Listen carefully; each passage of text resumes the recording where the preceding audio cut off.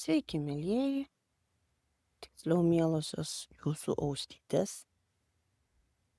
Iš karto dar neprisistačius perspėsiu, kad bus visokių pašalinių garsų, kadangi noriu, kad šitas podcastas būtų visiškai chill ir kad būtų visiems ramu ir faina klausyt, kas reiškia, kad bus ir garsų pro langą girdimų, kadangi man reikia gryno oro, katinai darys savo dalykus, aš jų tikrai irgi nepriversiu nekvėpuoti, o ir pati nebūsiu prisiklijavus prie mikrofono ir iš to jaudulio, kad padaryti viską kažkaip tai tobulai.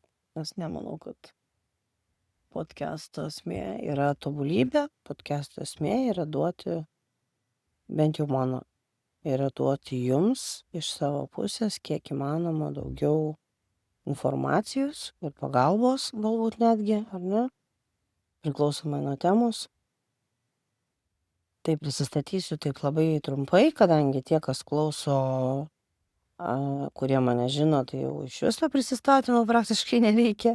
Arba žino, kad reikėtų labai ilgai tą daryti, kad prisistatyt pilnai. O kas nežino, tai taip labai trumpai esu coachingo specialistė. Coachingo, kurį pati sukūriau tokį miksą psichoterapinio coachingo su emocinė pagalba ir tuome tarpe esminis dalykas turbūt ar ne, tai tų kabutės rodų, ne, quote on quote, sutrikimų mentorė. Labai nepatinka man tas žodis sutrikimai, nes kaip nebebūtų autizmas, aš vis dar naudoju žodį Aspergeris, atsiprašau tų, sorry, not sorry, tų, kam tas nepatinka. ADHD, BPD, OCD ir visų kitų tų vadinamų, vėlgi, kabutėse, sutrikimų, negaliu net, vat ištart negaliu, ant kiek nesiklijuoja. Mentorė, kas reiškia, kad jeigu žmogus ateina jau žinodamas diagnozę, mes mokomės kaip gyventi su tuo, kadangi kuo toliau, tuo vis labiau įsitikinu, kad neurotipinių žmonių, tų neurotipinių reiškia tų, vėlgi kabutėse, normalių praktiškai nėra. Bet vieni prisitaikė, ypatingai kai dirbi su suaugusiais, ar ne, vieni prisitaikė prie gyvenimo taip, kad jau net sunkiai eina atpažint ir ne visada būna, kad yra žmonių, kur tik įžengia ar prisijungia ir iškart matai, būna kartais, kad labai ilgai nematai. Nes iš tikrųjų pati turiu ADHD, pati turiu ir autizmo ir žinau, kas tas yra išmokti vaidinti taip puikiai ir prisitaikyti ir maskuotis taip idealiai. Nu, čia vėlgi čia daug kabučių ir daug sarkazmo bus iškart perspėju, ar ne? Vat, tai žodžiu, esmė, kad bandau atiduoti viską, ką turiu, tai yra informacijos prasme ir padėti žmonėm, kurie turi ADHD, kurie turi OCD, kurie turi tą patį autizmą, formą jau čia irgi nesvarbu, ar ne, nes vis tiek informacija daugiau tokia bendrinė, ar ne, ir jeigu kažkokių yra jau rimtesnių klausimų ar poreikių, tai visada galit man parašyti ir ar paskambinti, ta informacija apie mane yra visur. Rasti tikrai nėra sunku. Tuo tarpu taipogi atlieku priklausomybių terapiją su atkryčio prevencija, ar ne, kadangi turiu daug metų patirties tame pati. Ir kaip jau žinot, tie, kas lankėtės ar lankotės mano sesijose, kad aš viską sakau tiesiai šviesiai, ką pati nuveikiau per gyvenimą, kiek kartų pati nosim žemę išrūsiau. Tam, kad atsidurti, kur esu dabar ir tas buvimas ten, kur esu dabar, yra absoliutus buvimas dėkingume pastoviai, absoliučiai pastoviai, 24/7, net kai aš miegu, ar ne? Bet šitas gal kažkam nepatiks, čia pas mane, ačiū Dievui, nebūna, ar ne? Aš viską padariau pati, mokiausi pati, gyvenimo patirtį visokią kokią kūriausi pati. Nesąmonių prisidariau tiek, kad mačiau daug ir turėjau ir turiu daug problemų ir todėl suprantu žmonės iš pusės žodžio, tai irgi vėlgi mano Tai aš kaip Snoop Doggas atsistoju ant scenos, pasiimu apdovanojimą ir sakau, kad I wanna thank me, ane, aš dėkoju sau, už tai, kad daug vargau, už tai, kad už daug nemigos naktų, už daug mėnesių praktikos, mokslų, visko. O esminis dalykas, tai aišku, kaip viskas prasidėjo, čia truputį vėliau. Ir jo, dar tas prasideda ir coachingas kaipo santykių porų ar ne konsultavimas, tuomet ir pagalba narcisizmo aukoms, nes ir ten irgi esu gerai panardžius. Ir ne šiaip sau ganėtinai ilgai, nes aš tuo metu įsivaizdavau, kad aš nesu verta geriau ir kad čia žiauriai faina būti toksiškose santykiuose su psichopatu. Ne, ir suprasti, kad kažkas ne taip, tu visą laiką supranti, kad kažkas ne taip, bet vis tiek būni, nes tai kažkas pažįstamo, o tas jau vėlgi, kai bus tema narcisizmas, tą paliesim, ar ne? Ir daug kitų dalykų, iš tikrųjų, čia vardint, ką aš veikiu ir kuo aš užsiimu, galiu pasakyti tik vieną, aš neužsiimu tuo, ko nesu patyrus pati. Tokių dalykų yra labai mažai, bet jeigu, tarkim, žmogus kreipiasi, aš turiu tokią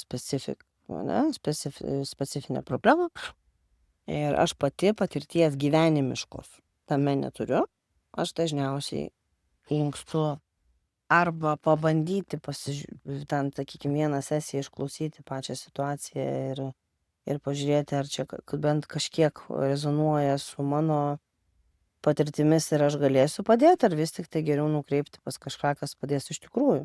Ne? Tai va, tai dabar jis turbūt ne vienas ir ne 10 ir ne 100, jeigu tiek iš vis kada nors kas nors klausys tų mano podcastų, galvojat, kas čia jinai tokia, ne? Kad čia šneka, kad čia bando kažkokias tiesas dėstyti, kažkokią tai informaciją dalintis, kad čia žiniuonė, dar kažkas. Tai ne, mentoriavimas yra iš gyvenimiškos patirties. Coachingas yra tiesiog įrankis, nes aš nemanau, kad vien psichoterapijos būdu galima greitai pasiekti rezultatų, o kaip labai žymus ir protingas mūsų santykių specialistas ir psichologas Ražauskas yra pasakęs, kad pas mus lietuviai neturi nei laiko, nei pinigų, nei kantrybės, ar ne? O psichoterapija reikalauja labai labai daug laiko, labai labai daug darbo, labai labai daug pinigėlių ir visko ko pas mus nerasta. Todėl dažniausiai vis tik tai pereinam prie coachingo, kad būtų galima, bent jau aš taip suprantu savo veiklą, ar ne? Plius aš suplakus labai daug dalykų į vieną, sakykim taip, ar ne? Ir dėl to su daug problemų dirbu, kad, tu duodi žmonėm namų darbus, tu duodi žmonėm informaciją, kuo domėtis, ką skaityti, ką daryti, ko nedaryti ir panašiai, ar ne, ko, sakykim, grinai būnant psichologu arba psichoterapeutu, tu negali to daryti, ne? Yra visai kita tvarka ir labai labai aiškios ribos. Nesakau, kad ribų nėra mano darbe, bet still. Tai ką aš norėčiau šiandien paliesti, tai va dėl ko ir užsiminiau, kad turbūt galvojat, kas šiandien tokie, ką šiandien įsivaizduoja iš savęs. Ir vis tiek tas lietuviškas mentalitetas, būkim biedni, bet teisingi, ne? Kas čia tokie, čia aiškins, čia žmonėm kaip gyventa, ne? Ir beje, jeigu man reikia atsigerti, ar aš noriu prisidegti cigaretę, ar aš noriu nusikeikti, aš tai darysiu, jūsų yra pareiga sužiūrėti, kad vaikai, ar ne, negirdėtų, nežinotų ir panašiai, nes ta prasme čia aš savęs tikrai neribosiu ir kažkokių grandiozinių tabų čia nebus, kadangi tai turi būti toks poilsio momentas tiek man, tiek jums, ar ne? Kad jūs klausot podcast'o, galbūt tuo metu kažką tuo pačiu veikiat, ar ne, ir kad nebūtų kažkokios įtampos, o jeigu nėra įtampos pas jūs, tai tik todėl, kad nėra įtampos pas mane ir vice versa, ar ne? Tai va, aš taip pat kažkaip daug čia ruošiausi, galvojau, kokia pirma tema turėtų būti ir logiška, kad vis tik tai kadangi daug žmonių mąsto ir mano, ir aš daug girdėjau apie save ir vis taip kaip, ar ne, kad kas čia jin tokia. Tai čia aišku yra vis tiek, kaip nebebūtų, kaip nepasuksi, galima visaip čia vartyti ir ilgai, o aš kaip žadėjau, aš daug nejapinsiu. Esminė tema yra savivertė. Yra savivertė ir meilė savo, ne? Tai vat labai ką noriu paliest ir ką noriu labai, gal nedaug čia bus šį kartą, o gal ir žiūrėsim, kaip čia eisis viskas, ar ne? Tokio dvasinio, kad vat, ar ne, pabūk dėkingume ir tu suprasi, ko tau reikia ir visaip kaip šitų, aš labai pasistengsiu, kad ir tai būtų, nes tai svarbu. Bet esminis dalykas, kad vis tik tai turbūt didžiausia problema šiai dienai, šnekėkim Lietuvos mastu arba netgi gal lietuvių mastu, nes lietuviai užsienyje, patikėkit manim, turiu daug klientų ir turėjau ir tikiu, kad turėsiu, kurie gyvena užsienį, kur visiškai kita kultūra, kur visiškai viskas kitaip, bet vis tiek baimės tos pačios, savivertės problemos baisingos tos pačios. Gal ne taip jau katastrofiškai kaip Lietuvoje, nes Lietuvoje aš tikrai kitaip nepavadinsiu kaip katastrofiškai. Tai yra savivertė ir meilė savo. Tai pradėkim nuo to, kad visi žinom tą posakį, nu, tai tu turi save mylėt. Tai kodėl tu savęs nemyli? Taigi meilė savo, taigi kaip tu nori, kad tave mylėtų kiti, jeigu tu ten pati savęs nemyli, ne? Posakiai labai fainai skamba, kaip ir nuo streso visos lygos ir taip toliau, bus apie viską podcastuose. Taip sakant, visi posakiai, kurie yra labai labai teisingi, bet nepaaiškinti, visi bus paaiškinti, ar ne? Nu, bent jau toks mano tikslas. Tai vat meilė savo ir savivertė, kodėl? Todėl, kad prieš metus laiko duoktų man mikrofoną, sakyčiau, ne.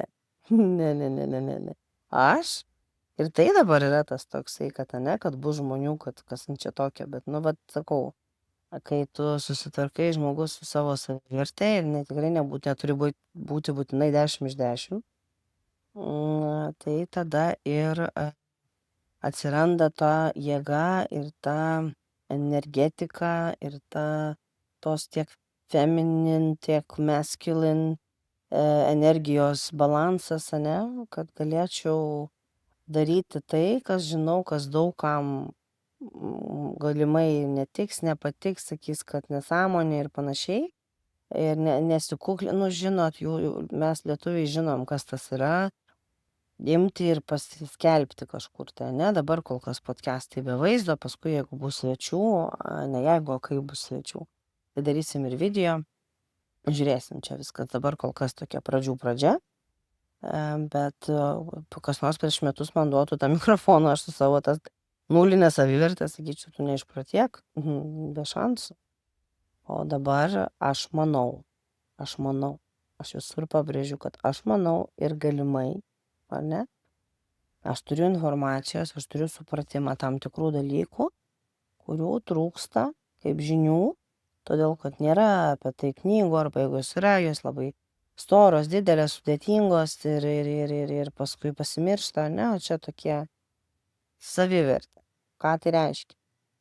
Tai reiškia žmogaus pagarba savo. Nes jeigu žmogus negerbė savęs, tai mes apie savivertę net negalim, net nėra apie ką kalbėti, ar ne? Aš tą supratau labai vėlai. Aš iš vis nežinau, kas yra savigarba. Daug kas, jeigu klausys, kas ne tai, kad tuo naudojasi, bet buvo tame mano gyvenimo etape ilgame, kur savigarbos buvo apskritas nulis. Tai tikrai žino, ant kiek aš sugebėdavau nusižeminti.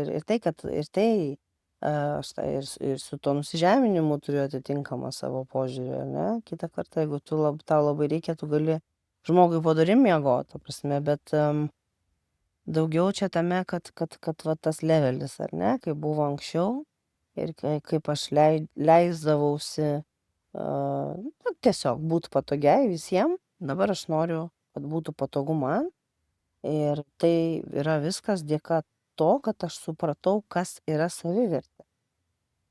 Tai norėčiau papasakot jums, nesakau, kad paaiškinti, bet papasakot, ar ne? Gal kažkam rezonuos, gal kažkam ne. Bet per galvą, kaip sakant, nieks neduos ir skauda nebus, ar ne? Tai va. Savivertė tai nėra paveldėtas kažkoks charakterio bruožas. Savivertė tai nėra sistema. Savivertė tai nėra prievolė. Savivertė yra, vat mes dabar dažniausiai pastaruoju metu skaičiuojam nuo 1 iki 10, ne? Nu ir žinokit, daugiau 6 labai retai būna. Labai retai. 6 čia jau aš skaitau, jau visai žmogus neblogai laikosi, ar ne? Dažniausiai būna 2-3, siaubas, pagalvoji. Bet žinau ir tą jausmą, kas reiškia būti ten 2-3, o ir 0 taipogi, ar ne? Kol tu gyvenime nesupranti ir nesuprasi, kas tave iš tikrųjų veža, kas kuria tavo identitetą, nes savivertė yra identitetas. Jeigu tu jo neturi arba jis yra sudėliotas pagal stereotipus, pagal tai, ką primetinėja aplinka, koks tu turi būti, ką tu turi daryti, kiek tu turi uždirbti, ką tu kaip turi gyventi, net koks tu kaip pagalvoji, bet tiek daug pas mus to lyginimasis tarpusavį su kitais, kas dar labiau žemina savivertę, nes ką mes darom, mes skrolinam, ane? Paimi paskrolinį, pasižiūri, kaip ten kažkas atostogauja Šri Lankoje, pažiūri, kaip kažkas ten vėl prisipūtė kažką, tai įsidėjo kažką, tai įsigijo kažką, tai ir tada tu galvoji, kokia pirma mintis, ką aš netaip darau su gyvenimu, kodėl pas mane taip nėra. Tai, šitą mes visi žinom, čia jau senas geras, kad, nieks nededa arba mažai kas deda, kaip šudinai viskas yra iš tikrųjų, ar ne? Visi deda tik tai viską, kas gražu. Bet mes tą žinodami, suvokdami ir suprasdami vis tiek lyginamės tarpusavį. Ir tas baisiai siaubingai ir visaip kaip tragiškai trenkia per savivertę. Kaip aš sakau, palei plintusą ten kažkur tai, ar ne? Tai savivertė iš tikrųjų yra supratimas, toks pabuvimas su savim, ne kartą ir ne 10, ar ne, kad suprasti, kas man yra savigarba. Tai? Tai aš, sakykim, klientam užduodu tokį klausimą, duodu tokią kaip užduotį, ar ne, tai pabandykit ir jūs tokį variantą pasibandyti, ar ne, kad įsivaizduokit žmogų, dabar ne tai, kad įsivaizduokit, pamatykit, užsimerkit, pamatykit jį prieš save stovint.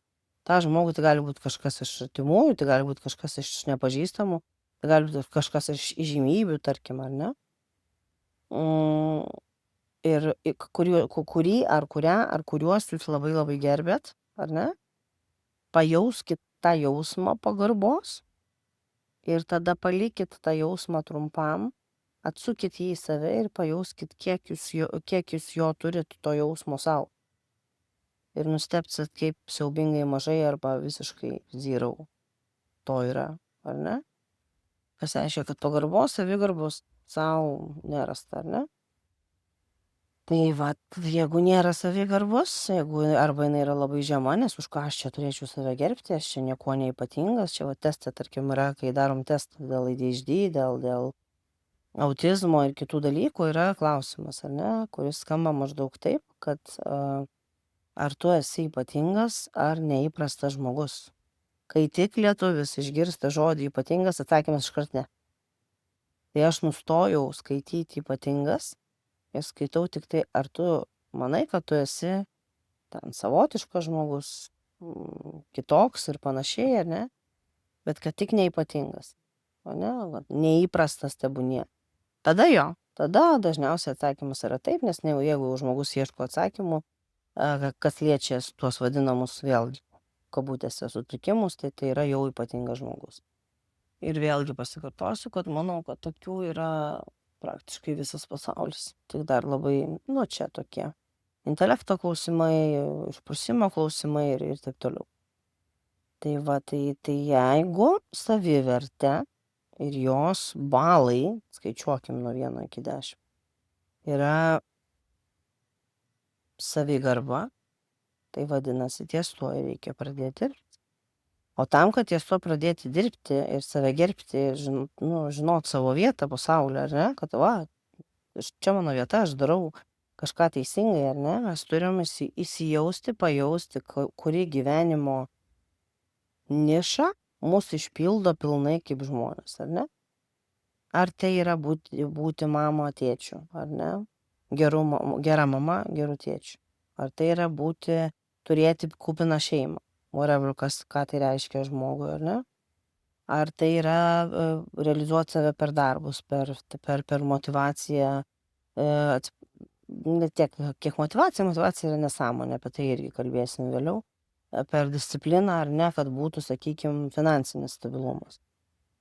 Ar tai yra realizuoti save per veiklą kažkokią, ar ne, nes, siaubas su pliusu, kiek žmonių daro tai, ko nekenčia daryti, ar ne? Tai mes turim visų pirma pajausti, koks lygmuo procentaliai, ten balais, kaip tik jums patogu, ar ne? Kas tas yra? Mano savigarba man, ar ne? Kiek aš galiu ją įvardinti, kokie skaičiai, kokie balai procentai, ar ne? Ir aišku, jie bus prasti, nes jeigu klausom šito podcast'o savivertė ir meilė sau, tai vadinasi, su tuo jau yra problemų. Arba smalsumas, kas irgi yra gerai. Tai vat savigarba, aš aišku dabar kaip žinia ir visiems iš klientų tą pasakoju, ir čia noriu gal pasisakyti, kad parašiau knygą apie žmonės, kurie turi tiek autizmą, tiek ADHD kartu, bet ta knyga taipogi tinka ir tiems, kurie turi arba mano, kad turi, ar turi artimųjų, kurie turi vieną arba kitą, nebūtinai abu kartu. Ir ten bus labai labai daug apie tai, ir apie savivertę, apie meilę savo, tai aš dabar taip noriu čia palyginus trumpai, ar ne? Papliurpti, kad vis tik tai savivertė tai nėra apsimesti fake it till you make it, ne? Nors kartais ir tai padeda, bet ir savivertę mes, kas įdomiausia, kad savivertę mes galim užsiauginti tik mes patys, ar ne? Ką tai reiškia? Kad jeigu aš, tarkim, žinau, kad kažkas, tu, kuris klausai dabar šito podcast'o, ar ne, turi labai žemą savivertę ir aš atvedu pas tau krūvą žmonių, kurie tau rūpi, kuriuos tu myli, kuriuos tu galbūt netgi gerbi. Ir jie tau sako, koks tu fainas, eina tau, koks tu nerealus, tu ten toks, tu visai kaip. Tai ar ten tokia, anokia, viskas taip, tobulai. Jo, faina. Faina, malonu. Galbūt net yra tas iš žemos savivertės, tas nemokėjimas priimtų komplimentų. Bet kitą dieną ta savivertė, jinai kaip buvo ten, tarkim, 3, jinai ir lieka 3. Nes savivertę mes pasikeliam savo patys veiksmais, veikla, išsipildymu, kas susijęs su mūsų savigarba tiesiogiai. Tai uždarimui būtent šito savivertės momento, kad jeigu, pavyzdžiui, mano savigarba savo užaugo nuo 2 iki 8, kai aš supratau, kad man esmė yra realizuoti save darbinę prasme, bet kad mano ta darbinė dalis neštų pridėtinę vertę, kitaip tariant, kad aš galėčiau padėti žmonėms. Ir kai tik aš pajutau, kad aš kažką teisingai darau šitam gyvenime, automatiškai savivertė pradėjo kilti tiesiog labai greitai. Su kiekviena diena, nesakau, kad aš čia 10 iš 10, nes ir niekada nebūsiu, aš turiu ADHD, hello. Vienas iš simptomų yra pastoviai kovoti su savo žema savivertė ir su imposteriu ir panašiai, ar ne? Jeigu kiltų kokių klausimų iš to, ką aš kalbu, galbūt kažkas neaišku, galbūt kažką praleidau, galbūt kažkokiu dar papildomų turit komentarų, tai visada prašom, ar ne? Bet su savivertė kažkaip, jeigu labai trumpai, maždaug taip. Tai taip, aš visiškai nepergyvenu, nesiparinu dėl to, kad bus kažkokių komentarų, kad atsirado čia žinovė, ar ne? Aš ir nesakiau, kad aš žinau. Aš ir nesakau, kad aš čia žiniuonis ir visą gyvenimą sėdėjau ir zubrinau ir mokiausi. Tiesiog dalinuosi gyvenimišką patirtim, kuri padėjo ne vienam, ne dviem ir ne trim žmonėm. Ir čia jau take it or leave it, ne, yra jūsų reikalas. Kaip ir kas, aš tik nuoširdžiai manau, kad mūsų bendradarbiavimas, kitaip tariant, mano japinimas, jūsų klausimas ir paskui klausimai, atsakymai, gal reikia sesijos, ar perskaityti tą pačią knygą, ar laukti kito podcast'o, tai yra, ar palaikinti tiesiog, uždėti laiką Spotify ir panašiai, ir visur, kur šitas podcast'as bus, YouTube. Tai čia didžiausia padėka ir tai yra didžiausia garbė man iš jūsų pusės, ar ne? Ir tai aišku, savaime aišku, bet labai norėjusi vis tiek tą pasakyti garsiai. O kas liečia meilę savo, tai yra iš vis utopija, mano manimu, nes tą posakį, kad meilė savo yra esminis dalykas ir kaip tu čia nori mylėti, kad tave mylėtų, ne, jeigu tu pats savęs nemyli, koks ten dar posakis yra, kad tu gali mylėti kitą žmogų tik tiek, kiek tu myli save ir taip toliau. O kas ta meilė savo, ta prasme, kaip išsiaiškinti, kaip susidėlioti taškus ant į ir galų gale suprasti, kas tas reiškia, ar ne? Tai faktas, kad tai nėra tik vonia, burbulai, žvakės, vynas ir panašiai. Spa. Tai yra savęs apdovanojimas už kažką, tai yra savęs priežiūra, ar ne? Tai yra galų gale vėlgi disciplina, apie ją būtinai irgi pakalbėsim. Nes prižiūrėti save ir daryti tam tikrus veiksmus ir būti tam tikrose situacijose, kurios neša malonumą, tai yra kaip rewardas, tai yra kaip padovanojimas savo už tam tikrus dalykus, ar ne? Bet meilė savo iš tikrųjų yra tas vidinis jausmas, tas vidinis draugas, sakykim taip, vadinkim taip, kuris yra visada šalia. Yra visada šalia ir jisai, įsivaizduokit, sakykim, ar ne, kad jūs turit visą laiką šalia tokį neįkyrų, svarbiausias neįsivaizduot įkyraus, ar ne? Kažkokį neįkyrų, labai labai fainą, gerą draugą, ar ne, mylinti jūsų iki negalėjimo, kuris visada patarė tik tai teisingai, ne? Pavyzdžiui, jūs ateinat į kokį Vero kafe, pasiemat, jau imat kavą ir jau sakyt, kad ten su grietinėlė, ten, žodžiu, karamelinį makiato, tai ten cukrus, visa kita, aš ne apie kalorijas, aš ne apie tai, aš ne apie visiškai, ne apie kūno body image dalykus jokiais būdais, tiesiog dėl sveikatos, ar ne?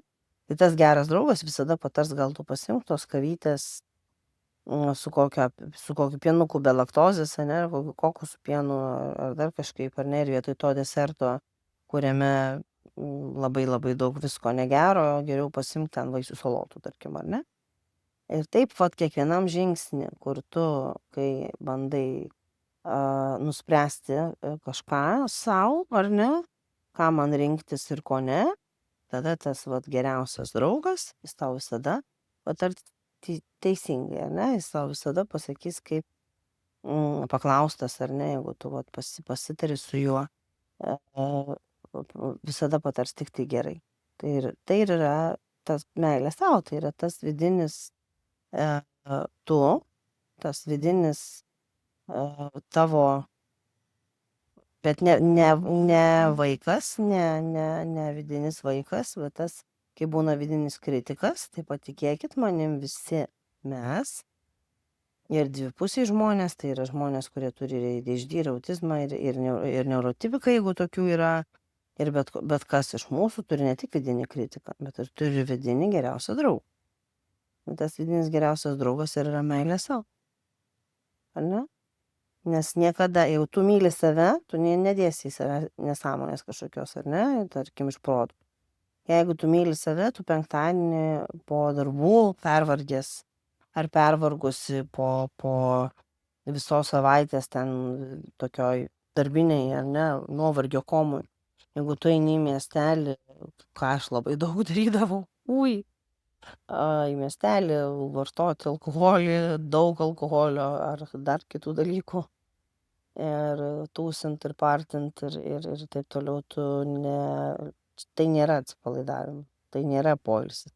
Tai yra dar didesnis savęs varginimas ir bandymas įrodyti savo, kad aš viską galiu. Kad aš galiu ir arti, ir dirbti galbūt net nemėgiamą darbą, tarkim, arba studijuoti, kas yra labai sudėtinga jau šiais laikais, jau ypatingai mano klientai žino mano požiūrį į šitą momentą, ar ne, kad, siaubingai sunku yra būti studentu šiais laikais ir va tas savaitgalį tie tūsai, ar tiesiog nebūtinai savaitgalį šiaip išsirinkti, išalinti organizmą dar labiau, vietoj to, kad pailsėt, pavyzdžiui, ar ne, vietoj to, kad pasirinkt kažkokį anksčiau nueit miegot, anksčiau atsikelt. Šeštadienį skirt galbūt, pavyzdžiui, rytą, nežinau, nuvažiuoti į baseiną ar į tą patį spa, ar tiesiog ramiai pabūt namuose, o galbūt reikia laiko trūko ir labai jo reikia ir štaigi pasirenkam kažkiek apsitvarkyt namus. Ar tai yra kažkoks pasivaikščiojimas, nuvažiavimas iki miško, priklausomai nuo metų laiko ir panašiai, ar ne, prie ežeriuko ir taip toliau. Bet dauguma penktadienį viską meta, puošiasi, ruošiasi ir leisgyviai, been there, done that tiek kartų, kad ta prasme, žinau, tikrai, lekia ilsėtis, ne, ir išalina save baisingai. Šeštadienį tada toks koks nors pratęsimas ar kažkas panašaus arba, diena apie nieką. Ir tada galiausiai sekmadienį paipaliojamės ir šiaip ne taip. Įsiridenam į darbus pirmadienį vėl, ne, jeigu čia žiūrint savaitgalį. Ar aš dabar čia stumiu, vadinkim taip, ant žmonių, kurie taip daro, gink dieve, ne, jokiais būdais. Pati tą dariau ir aš suprantu, kad tai yra, turi ateiti supratimas, ar tai yra su laiku, ar su metais, ar su emociniu intelekto kažkokiu pasikėlimu, ne, ar su kažkokiu darbu su savimi. Yra daugybė būdų, kaip prieiti prie to taško, kad, žinai ką, gana. Gana, aš supratau, kas yra nuovargis, aš supratau, kas yra poilsis ir ko man iš tikrųjų reikia, ar ne? Ir meilė sau tai yra daryti gyvenime tai, nuo ko tu kaifuoji, nuo ko tu tiesiog, tarkim, man yra keliauti. Jeigu man gyvenimas atimtų galimybę keliauti, aš tada, kad ir kaip dievinčiau savo darbą, kad ir kaip dievinčiau, tai yra darbas ir keliavimas, ar ne, bet kad ir kaip aš dievinčiau savo darbą ir katinukus ir savo visą mano gyvenimo priežastį, ar ne, o mano gyvenimo priežastis yra mano sūnus. Nes dėka jo aš dabar iš vis kalbu su jumis, dėka jo aš žinau, ką aš kalbu ir aš dalinuosi, ar ne, nes tik dėka jo ir visko, ką mums teko patirti ir praeiti, aš dabar žinau, ką žinau ir dirbu, ką dirbu. Ar ne, ir čia tai yra mano geriausias draugas, tai yra mano mentorius, mano mokytas ir tai yra fantastika stebėti, kaip jisai tobulėja su kiekviena diena, ar ne. Tai taipogi labai mokinamas yra tiek su saviverte, tiek su buvimu vienam, ar ne, vat kaip aš esu dabar jau 4 metus pasirinkus tą vadinamą chosen solitude, ar ne, pasirinkta vienatvė, aš esu viena, aš neturiu santykių, bet aš nesijaučiu vieniša, aš niekada tiesiog nežinojau, kad galima taip fantastiškai gyventi. Tai yra tyloj ramybėj, darant tai, kas tau patinka ir nebūti užsiblaškiusiai, nes man vėlgi čia tema kitam kartui, man santykiai, tai čia yra susigriovimas viso gyvenimo, nes aš niekad nemokėjau tose santykiuose būti ir iš vienos pusės visko teko patirti ir visko buvo, iš kitos pusės netgi kartais pagalvoju, kad vieno kito vyro, kuris buvo mano gyvenime, man net gal šiek tiek gaila. Bet aš tada ir pati savęs nesupratau, tai ką aš ten galėjau. daug padaryt dėl abiejų, kai nežinai, ką su savim daryt, kur save padėt, ane, savivertė nulinė, pavydo n+k ir taip toliau. Tai vat meilė sau yra savivertės momentas, meilė sau yra supratimas, ko tau reikia iš gyvenimo, kad kai tau bus 8, 9, if you're lucky, ne? Ir vis tiek, kai esi jau tokiam amžiui, kur daugiau tu dairaisi atgal, ką tu nuveikiai, ko nenuveikiai, aš nežinau kodėl, bet aš galiu tą suprast, nors man bet aš galiu tą suprast, lyg man būtų 8, 9, ne, kad kodėl aš nenuėjau, kodėl aš nesusitikau, kodėl aš nenuvažiavau, kodėl aš nepadariau. Kad mąstymas ir overthinkinimas kažkoks apie ką aš padariau blogai, bus visiškai nulinis. Tai čia yra faktas. Faktas. Todėl, kad kai tu esi jau tokiam amžiui, kur nėra kada gailėtis, tai tu supranti, kad nėra ko gailėtis. Vienintelis dalykas, ko gali gailėtis, tai yra to, ko tu nepadarėjai, nepabandėjai. Ir tai, kaip sakoma, kaip svajonė, taip ir nepadaryti dalykai, ar ne, jie persekės tave iki paskutinės tavo gyvenimo dienos, ar ne? Tai vat, kuo anksčiau mes išsiaiškinam tuos visus dalykus, tuo greičiau su ta meilė savo, jinai tiesiog pasisėja tą sėklą ir jinai pradeda žydėti ir tu pradedi gyventi, tu pradedi įkvėpti pilnus plaučius oro ir suprasti, kad kai tu nerimauji, kai yra panika, ir atrodo, kad trūksta oro, iš tikrųjų tau trūksta oro krūtiniai, o oro reikia plaučiams. Tai vat, įkvėpiam pilnus plaučius oro. Ir mylim save už tai, kad darom, ką darom, už tai, kad esam tokie, kokie esam, už tai, kad tikrai žinom, kad pavyzdžiui, jeigu, sakykime, ne, aš kaip pavyzdį panaudosiu save, pabaigai, kad jeigu dabar, kad dėl kažkokios priežasties būtų mano paskutinio atodūsio momentas, aš sakyčiau, wow, ta prasme, blemba, koks nerealus gyvenimas, aš neturiu ko gailėtis. Aš pridarius tiek klaidų, aš pridarius tiek nesąmonių, kad, aišku, su laiku, su knygų rašymu, su podcastais, viskas bus papasakota tiems, kas dar nežino. Aš tokių nesąmonių prisidirbus esu ir skaudinus kitų žmonių, kur net atsiprašyti jau atrodo, tie žodžiai apie nieką, potato, ne? Bet tas suvokimas, kad taip, aš aplankiau tiek šalių, aš tiek visko pamačiau. Manyje yra tiek kultūrų, manyje yra tiek visko, ką aš sugebėjau surinkti iš tų miestų, iš tų šalių, iš tų kelionių, iš tų poilsio, ar kažkokių koncertų, ar dar viskas, kas man yra svarbu, kad liečia, sakykime, keliones. Plus darbas, pagalba žmonėm, tai aišku, čia šiaip tai turėtų būti pirmoji vieta, bet labiau meilė savo yra labiau su tuo, kas tau patinka daryti, veikti už darbo ribų. Ir labai retai būna taip, kad darbas ir yra hobis, ne, kaip tarkim pas mane taip ir yra. Kad aš sakau, manęs klausia, kad tai Sandra, tu kad nors būni Lietuvoje, kada su tim galima susitikti.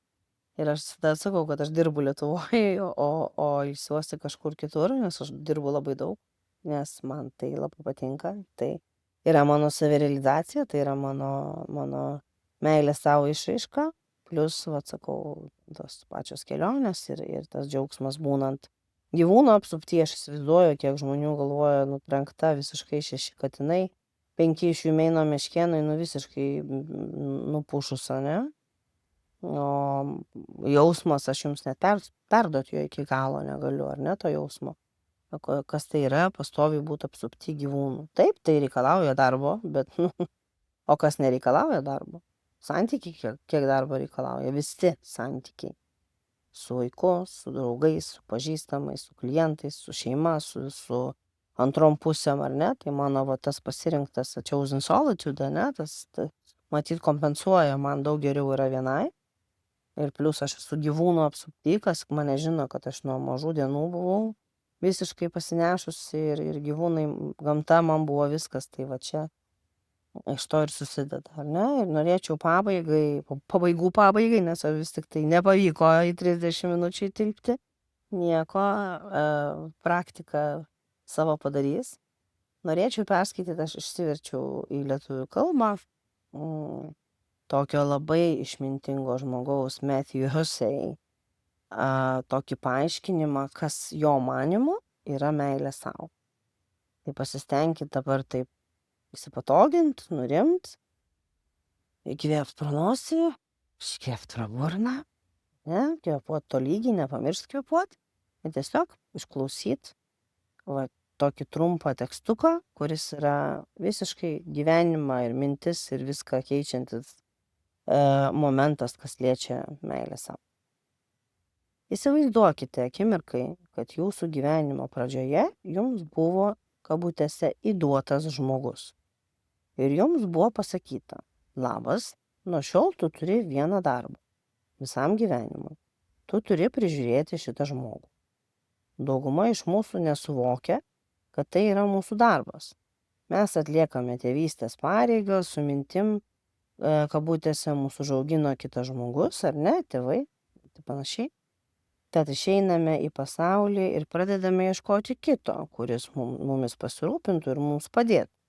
Tai yra antros pusės, draugai ir panašiai. Tačiau mes ir esame tas žmogus. Vienintelis žmogus, kuris yra čia būtent tam, kad prižiūrėtų mane, esu aš pati. Tas žmogus yra mano globotinis visam gyvenimui. Kai atsikeli ryte ir paklausi savęs, ką šiandien daryčiau, jei prižiūrėčiau savo žmogų? Atsakymas yra visiškai kitoks nei tai, ką mes darome dažniausiai, kai plakame save, kai esame apsupti toksiškų žmonių arba žmonių, kurie elgiasi su mumis blogai, kai pilam, dedam į save nesąmonės, ar ne? Tai visiškai kitoks požiūris. O tai priverčia mus suvokti, ir čia yra didžiulė klaida, kad meilė sau nėra jausmas. Tai požiūris. Požiūris. Tai darbas. Jums net nereikia šiandien patikti savo, kad galėtumėte save mylėti.